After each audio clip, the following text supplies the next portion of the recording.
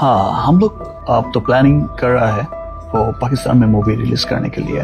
ওরে ভাই রে ভাই, এবার শাকিব খানের দরদ সিনেমা মুক্তি দেওয়া হবে পাকিস্তানে।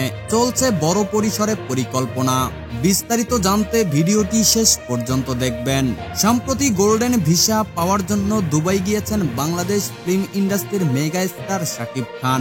শাকিব খানকে মেগা স্টার উপাধি কে দিয়েছে, এটা নিয়ে গণমাধ্যমে প্রশ্ন তুলেছিলেন বাংলাদেশের আরেক জনপ্রিয় নায়ক অমিত হাসান।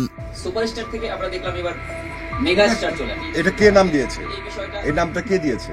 আমি যদি এখন বলি যে আমি all round star, all time star, তাহলে কি এটি চালু হবে? সুপারস্টার শাকিব খানকে নিয়ে জনপ্রিয় নায়ক অমিত হাসানের এমন মন্তব্যে কন্টেন্ট ক্রিয়েটর থেকে নেটিজেনদের কাছে হয়েছে ব্যাপক সমালোচিত।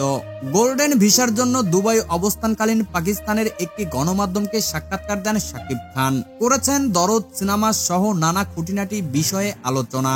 ঢালিউড কিং শাকিব খান বলেন, পাকিস্তানের অ্যাক্টরদের সাথে চলছে বিশাল বড় পরিকল্পনা।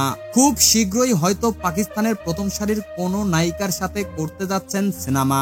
দরদ সিনেমাটি মুক্তি দিতে চান পাকিস্তানে। हाँ, हम लोग अब तो प्लानिंग कर रहा है वो पाकिस्तान में मूवी रिलीज करने के लिए। শাকিব খানের কথায় ইঙ্গিত পাওয়া গেল সামনে অপেক্ষা করছে ধামাকা নিউজ। পাকিস্তানিদের সাথে মিলেমিশে কাজ করতে চান এ নায়ক। প্রিয় দর্শক, বাংলাদেশি সিনেমা পাকিস্তানে মুক্তির বিষয়ে আপনাদের কেমন লাগলো জানাতে পারেন নিচের কমেন্ট বক্সে। পরবর্তী আপডেট পেতে চ্যানেলটিকে সাবস্ক্রাইব করে পাশে থাকবেন। সবাইকে ধন্যবাদ।